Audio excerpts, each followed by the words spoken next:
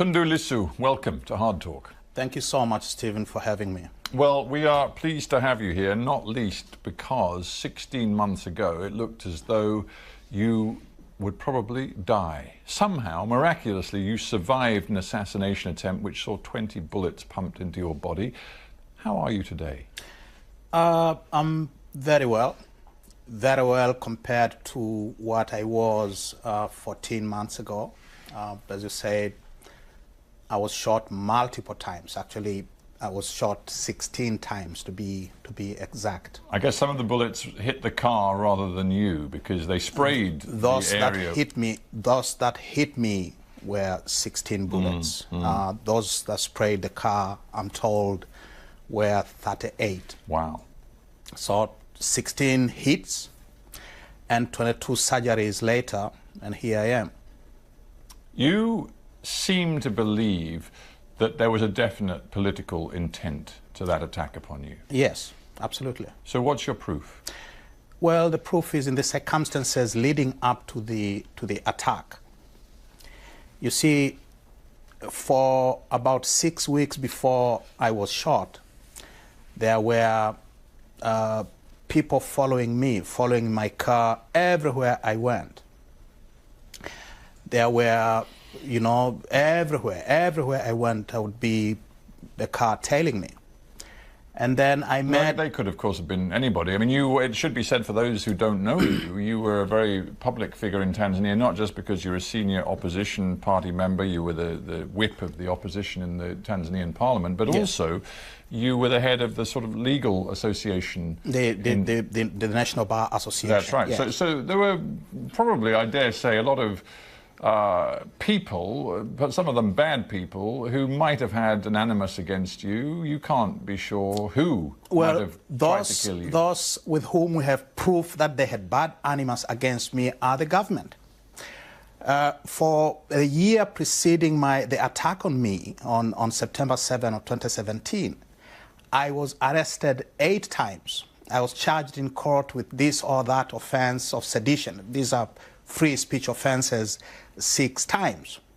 There were open calls by people who we know to be members of the ruling party who called openly for my assassination after I had denounced the president, after I had revealed that one of his petty projects, this acquisition of new aircraft for Air Tanzania, had actually been seized in Canada because of his breach of contract while he was serving as Minister of Public Works. You made a series of serious allegations of corruption. Of course, the President has denied and dismissed all of them. Equally, it should be said, in the intervening months, the 14 or 15 months since the assassination attempt, the government and the authorities in Tanzania have come up with no evidence pointing to any association with the government in terms of this attack. So you seem to me to be making some allegations and some connections and claims which are highly inflammatory in today's Tanzania, but you don't have the evidence. Listen, Steve. I am the chief whip of the official opposition. I'm a parliamentary leader. I live in a government housing compound that is heavily guarded 24 hours, 7 days a week. Every apartment block inside that compound is guarded 24 hours, 7 days a week. And on the day of the attack, in broad daylight, it was 1 o'clock in the afternoon, during lunch break, during the parliamentary sessions, gunmen followed me from Parliament into this heavily guarded government housing compound where ministers, members of Parliament, the Speaker, Deputy Speaker, and so on and so forth live. And there was absolutely no protection. There were no guards at the gate. There was no security whatsoever. I understand all that, but I'm also mindful of legal niceties here. And the President did say after the attack that he utterly condemned it, and he called immediately on law enforcement to catch and punish the culprits. Did the President talk to you after the attack? He has never, ever spoken in public about this attempted assassination. Never.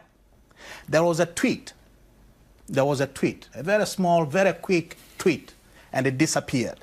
But the president has never, ever publicly spoken about the assassination attempt. The president, and this comes from the Speaker of Parliament, the president has blocked efforts to have me treated at the cost of Parliament, which is my statutory right. And again, just to keep people informed of what has happened since, in the year and more since the attack, you have had to have medical treatment, first in Kenya, but extensive treatment, rehabilitation in Belgium. In Belgium. So you've been based in Belgium for a long time, and you've had an awful lot of time to reflect. When you think about some of the things you said in the lead-up, the summer of 2017, before the assassination attempt, you called the president a petty dictator. At one point, you called on the international community to treat Tanzania, and I'm quoting you directly, as the skunk of the world. Yes. Yeah, now that you've had time to reflect, do you think you went too far? You went over the top. Governments that kill their citizens, governments that use their security forces to target their political opponents, governments that prohibit political rights which are protected by the Constitution, governments that cause civilians to be abducted and disappear, like it was with those obnoxious Latin American dictatorships of the 60s and 70s, governments that have occasioned loss of lives, that destroy innocent lives. In the world, those governments deserve to be described as the skunks of the world. How disappointed are you that the Tanzanian people, they listen to you, they listen to the president, they weigh up the different messages, and right now the president enjoys an approval rating that is well over 50%, some measures at 70%, and there is every sign that both he and the ruling party are going to win, and win big, in the next round of elections? Mr. Sarkar, I will say this. During the first year of President Magufuli's tenure, we were told his approval rating was in the high 80s. A year later, early last year, one of those pollsters came up with polling that showed that the president's approval rating had dropped to 61%. And you know what happened? The managing director of that polling firm had his citizenship questioned, his passport seized, and for all intents and purposes, they will never do it again. Because now, immediately after, a new statistics law was passed which says if you bring out statistics that put the government in a bad light, you are a criminal. Before we get there, just on this matter of whether the president is seen by his people to be doing a good job, let's just consider a few of the achievements of this administration, the Magufuli administration. He's promised to cut out much of the corruption in the country. We saw in the first few weeks and months of his administration thousands of ghost workers being removed from the payroll. We saw some very senior figures being removed from the Port Authority, the Revenue Service, because they had been systematically corrupt. If you ask Tanzanians today, according to all of the evidence, they feel their country is cleaner, less corrupt than it was when he took office. And in Africa, that is actually quite an achievement. We also saw the president building a brand new airport in his home village, like Mobutu Sese Seko with his village in the middle of the forest somewhere in the Congo. We've seen the president doing, and they say it openly, that the president is purchasing aircraft for Air Tanzania Corporation. Now, that is none of the president's job. You point to some very specific instances. I point to systems. For example, there is no doubt that the Tax and Revenue Service is bringing in more today than it was before Magufuli came to power. He has, it seems, delivered on his promise to make Tanzanians pay their taxes to be a more efficient, a more responsible society and economy. And that is a really big deal. In fact, on the contrary, there was a spike, there was an increase in tax revenue during the first year in 2016, 2017, thereabout. But since then, revenues tax revenues for the government have gone down. And why? Because the president has attacked the business community. He's attacked private investors. Investment is drying up. And therefore, well, hang on. You say he's attacked private investors. Yes. What he's done, again, is deliver on a specific promise made to get a little bit tougher with the foreign corporates, including the huge mining companies, who have been making vast profits out of Tanzania's natural resources for years. He said he would get tougher with them. He has delivered on that. And the Tanzanian people, again, I come back to all of the polling evidence, it seems, like what he has done. Well, whose polling are we talking about here?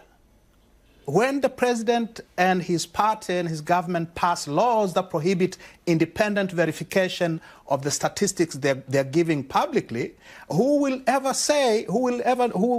to say that these figures are correct? I don't want to just stick to polls. Let's take the analysis of a respected independent observer of Tanzania, Dan Padgett. He writes on Tanzanian affairs, both at Oxford University and SOAS. He says this: Magufuli has defied the assumption that African states cannot take on big multinational corporations and win. He sought out a confrontation with the mining companies, which eventually led to Barrick Gold and others agreeing a deal that involves substantial concessions to Tanzania. Are you seriously, as an opposition, saying you don't like that? Barrick has not agreed any deal.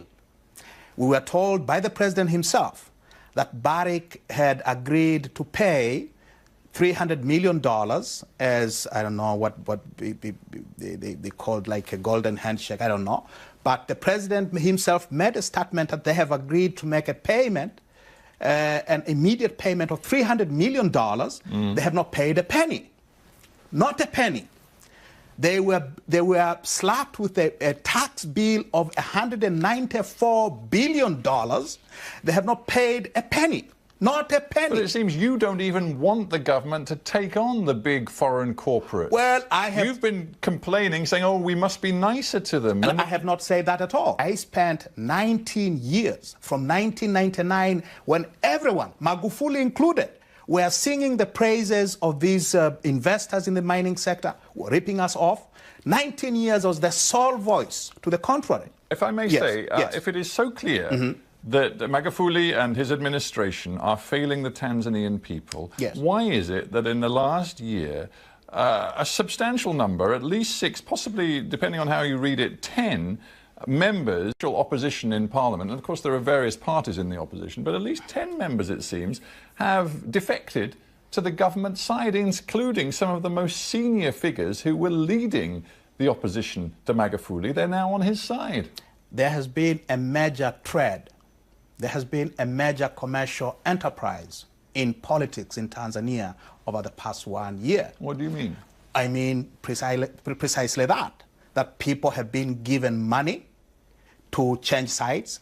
People have been promised that if you change sides, we will ensure that you return as a candidate, and we will use whatever force we have in our capacity to make sure that you win.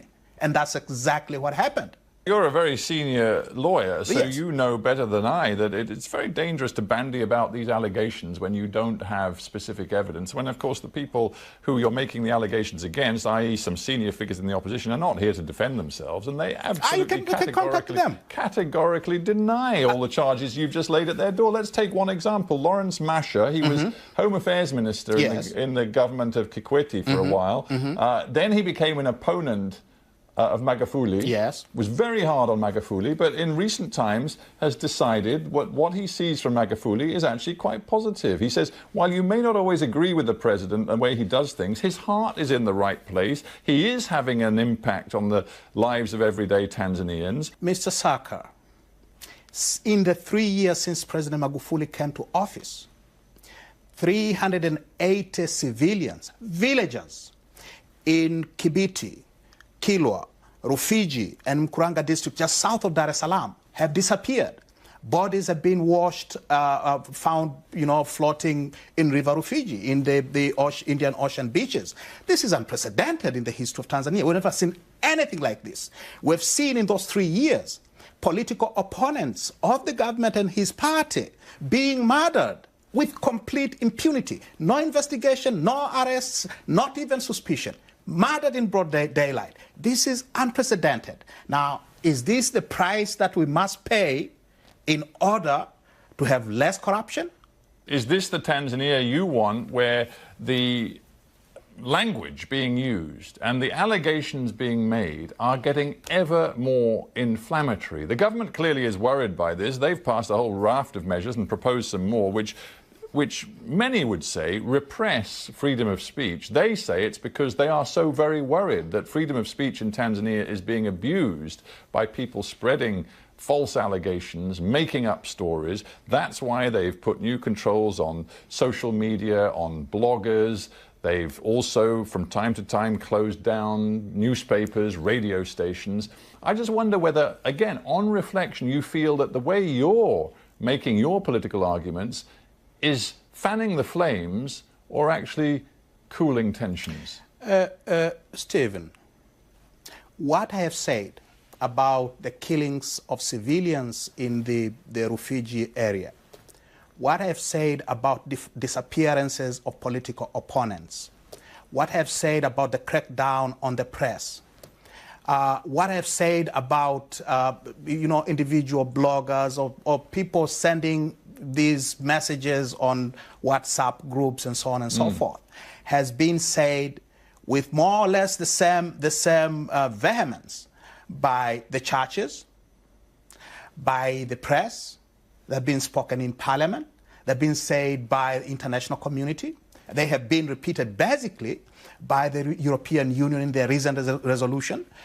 So what I'm saying is nothing, absolutely nothing new for those who know what has been happening in Tanzania. It faces you with a choice, though, because the government, even with its latest legislation, where it wants to repeal the Political Parties Act to make it much more difficult for opposition political parties to conduct what is being called activism on the streets, you then face a choice. Are you going to confront this government and its repressive legislation openly, and that could, of course, lead to violence, or are you going to find ways which are peaceable rather than potentially confrontational? We have always fought political battles peacefully. We have never, ever advocated the use of violence as a political weapon. Let's talk specifically about the reasons why the international community in the last few months has expressed grave concerns about what is happening in Tanzania and what the Magufuli administration is doing. They are particularly focused on some of the highly controversial conservative social messages and actions being made by the government. In particular, the World Bank cancelled a $300 million loan to Tanzania after the government reiterated its policy of banning pregnant girls from going to school. The EU withdrew its ambassador, and it voiced particular concern about the government's determination, it seems, to root out homosexuality and impose prison sentences of up to 30 years. That has been the law for quite some time. I know, but the government now is saying that it wants new measures to identify and punish homosexuals. So my question to you is, as a key figure in the opposition, are you prepared to speak out loudly against these repressive social measures of the current government? We are on record that the issue of pregnant schoolgirls continuing with their education is a government policy. It is Magufuli's own government policy. It is in their own party manifesto. It is in their party documents. It is part of our law. So for the president to stand up and say, we will no longer educate schoolgirls because they are pregnant, is going not only against the law, it is also going against the stated party policy of his own party. So you're clear on that. You absolutely reject his stand on that. What about his defense of the punitive laws on homosexuality? Would you, as a leading opposition figure here on Hard Talk, speak out against those punitive laws? President Magufuli has said this, and I'm not asking what he. We know he's deeply socially conservative on these issues. We have to get the record straight, Steve. The president, the foreign minister, Dr. Mahiga, has said that whatever actions were taken by the Regional Commissioner for Dar es Salaam, those are not government policy.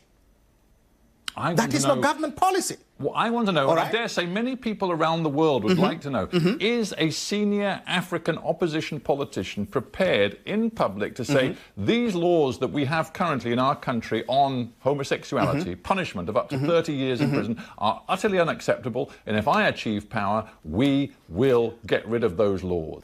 Every individual is entitled to their privacy. We should never allow the government to start peeping into people's bedrooms. So you would eliminate all of these laws which criminalize homosexuality. Let me put my... Please, yes, because we're out of time almost. Would you eliminate the laws that criminalize and punish homosexuality? If they violate, and I think they violate the privacy, the right to privacy that is protected by the Constitution, then those laws are definitely unconstitutional. By the Constitution of Tanzania, I'm not talking about any other constitution. Our Constitution says these are private matters and they should remain private matters. In the course of this interview, you've outlined so many different areas where you say the president is taking Tanzania in the wrong direction. Yes. Now, you've accused him of an awful lot of bad stuff during our conversation. Yes. Are you, having had your all of your operations, your surgery and your rehabilitation, are you now ready to go back to Tanzania to fight this president politically, put your name on the ballot for the next presidential election? My treatment is still ongoing, but I have stated clearly that when the doctors declare me fit to go, I will go to Tanzania. That is one. I'm not in exile. I'm in Belgium because I was shot 16 times and doctors have had to operate on me. So are you prepared to go back to Tanzania without specific security and safety guarantees? I will go back to Tanzania when I'm fully fit. And the president and his government will have to tell the world whether returning home to Tanzania I will be protected by the government, as I should. The government has a responsibility to make sure that I am safe. I'm still a member of parliament. I'll go back to continue the work that I was chosen to do. And you spoke about the ballot. I have stated, if the people of Tanzania, if the members of my party believe that I'm the correct person to face President Magufuli in 2020, I'm more than ready to do so. Tundu Lissu, we'll keep watching that story. Thank you very much. Thank you so much, Steve. Thank you so much, Steve, for coming.